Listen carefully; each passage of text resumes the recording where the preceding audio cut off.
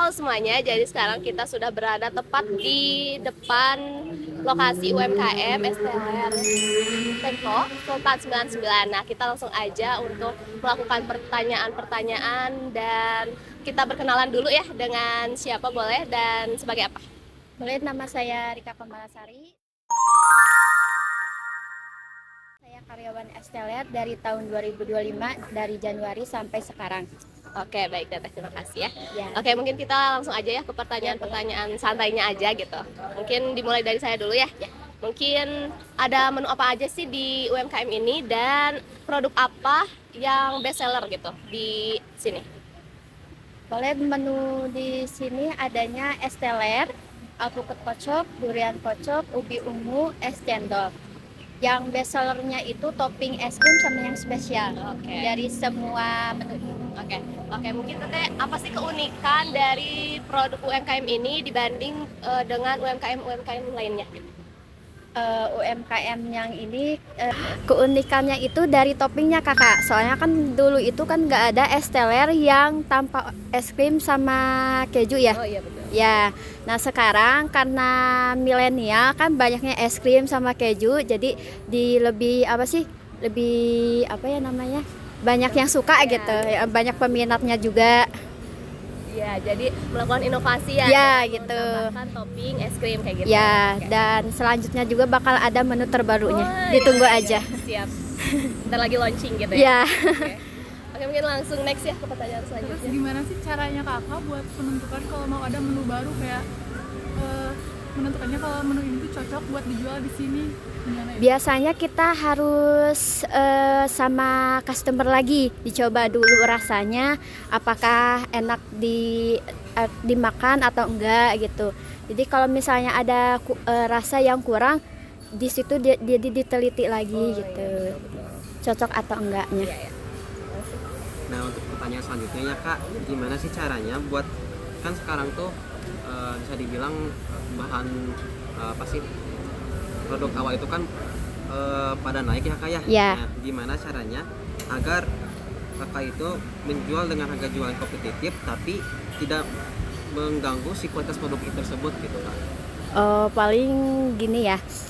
Jadi kan kadang mah ada aja yang kenapa harganya dari segini sampai segini gitu.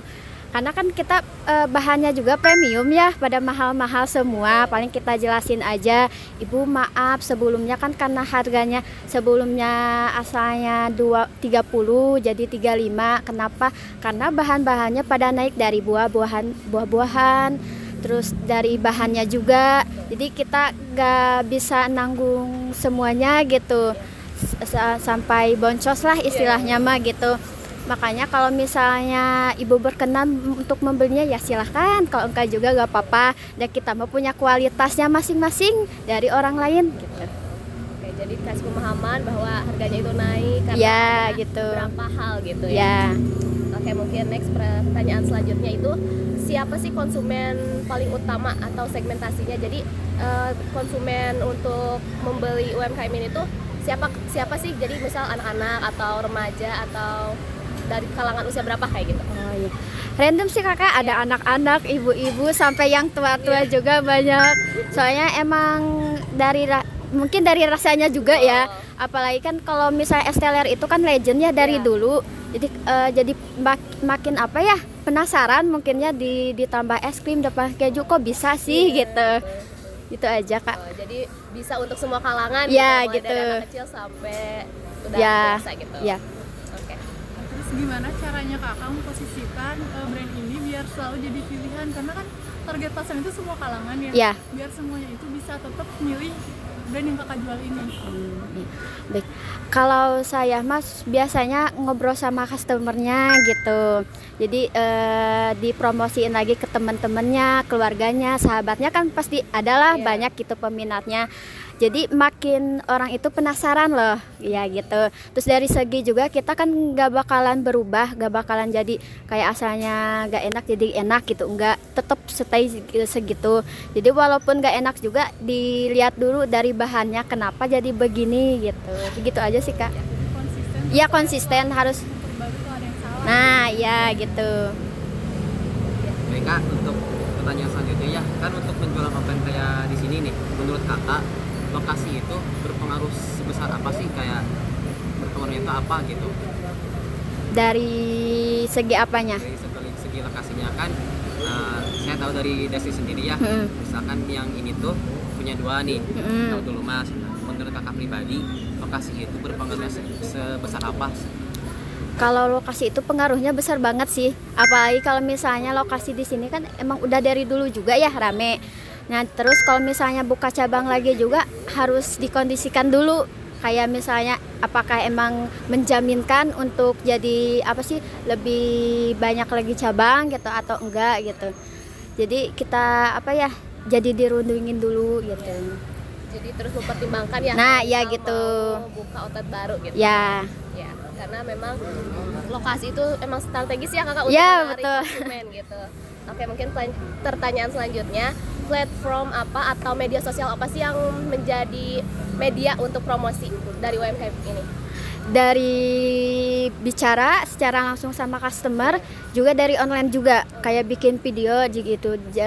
Apa sih kalau misalnya ada tren terbaru nih langsung dibikin gitu, dipromosiin langsung lewat itu namanya TikToknya. Oh iya. Jadi untuk media sosial itu lebih aktif ke media apa? Media TikTok. Ya. Tapi Instagram dan lain-lain juga itu.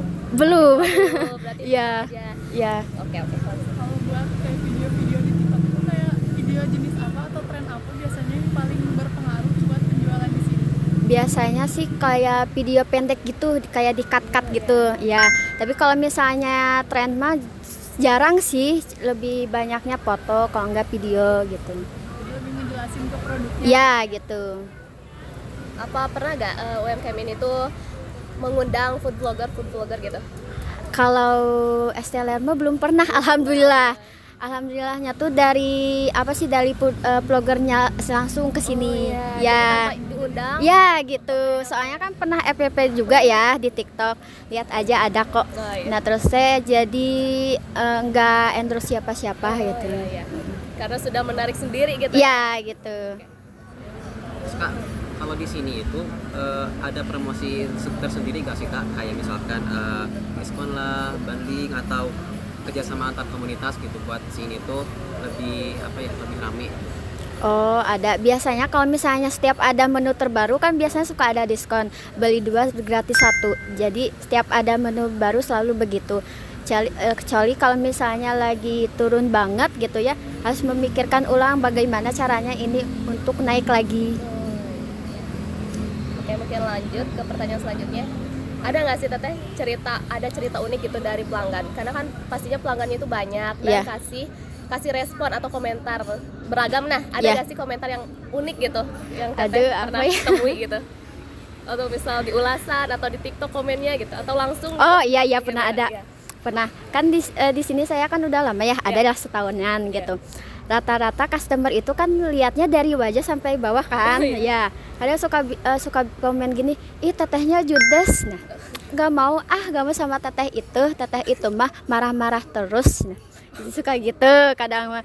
Tapi kan aslinya nggak gitu ya. Kan kalau lagi memang kan jadi kita tuh nggak bisa mengkondisikan muka. Iya gitu. Jadinya ya udahlah, udah biasa ini gitu. Iya. Gitu. Jadi lebih gak pengen di apa? Dikasih apa? Apa sih? Iya, jadi milih dilayani sama yang lain karena Ya gitu. judes gitu padahal Ya. belum tentu ya. Ya. Karena kalau bisa rame juga kita tuh pak-pik gitu. Iya gitu. Rame. Gimana cara kakak menanggapi atau menyikapi komenan-komenan tersebut? Kayak gitu, heeh. Kalau aku pribadi ya aku menerimanya karena emang jujur emang saya kayak gitu. Lalu untuk menanggapinya ya saya jadi kayak tahu bahwa customer itu gak mau loh kayak gini, gimana caranya agar customer balik lagi ke sini jadi nggak ada komentar yang jelek lagi gitu. Jadi lebih ke sikap lagi sih, diperbaiki lagi gitu. Kalau Tuh. mengenai produknya pernah gak? Produknya pernah Kayak gimana? kayak apa ya, dari rasanya kenapa sih ini gak enak cenah. Terus kenapa buah-buahannya ini gak pada segar cenah. Jadi kayak biasanya mah orang yang iri ya kalau yang kayak gitu mah. Soalnya kan kita dasarnya juga dari bahannya udah premium, dari buah-buahannya juga segar-segar gitu. Kalau misalnya gak enak pun sebelumnya kan kita pasti ngerasain dulu rasanya apakah cocok untuk dijual apa enggak gitu. Gitu aja Kak. Oh iya. Nah kan dari semua strategi pemasaran yang tadi ya, kayak misalkan jualan offline lah maupun online, menurut kakak apa sih kekuatan yang paling mencolok dari kedua sistem tersebut, baik itu offline maupun offline? Kalau yang paling mencolok sih online menurut saya mah. Karena kan jadi banyak publik gitu yang tahu bahwa di sini ada es teler gitu.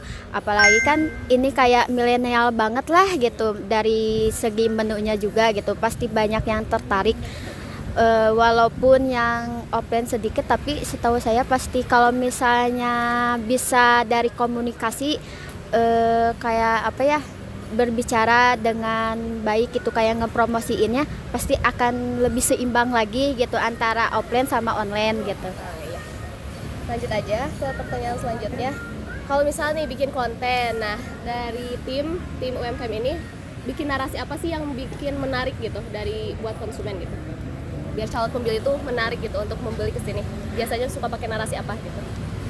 Biasanya sih dari produknya, dari lihatnya dulu banyak apa enggak,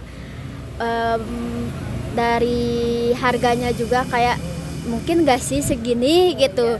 Jadi apa ya, apakah ini bener enak atau enggak gitu. Kadang kan customer tuh beda-beda ya, kayak pengen murah tapi enak, tapi pengen banyak gitu. Makanya kadang menjadi apa sih, di videonya tuh dari produknya juga, dari kedainya juga, dari situ sih. Iya. Apa tantangan atau kekurangan terbesar yang dihadapi dalam memasarkan produk saat ini? Terus bagaimana cara kakak mengatasinya? Pesaing Saya ya, karena kan banyak ya yang apa ya, yang jualan es teler ini. Cuma kan bedanya kita itu dari bahan sama toppingnya juga, jadi sebanding lah gitu. Kalau misalnya ada yang pesaing ya udah silahkan, karena kita mah tahu kualitasnya gitu. Pasti ada aja yang beli mah, jadi gak dianggap apa ya, dianggap serius sih Kak. Yang penting mah kita mah jualan gitu, dari rezeki mah gak bakalan kemana ya. Iya gitu. Menerima konsisten terus. Ya gitu. Sama rasa. Oke Teteh, mungkin pertanyaan sudah cukup dan sudah banyak juga ya terkait di jawabannya gitu. Dan kita juga mendapatkan informasi yang alhamdulillah banyak gitu. Mungkin kita tutup saja podcast kali ini. Terima kasih. Wassalamualaikum warahmatullahi wabarakatuh.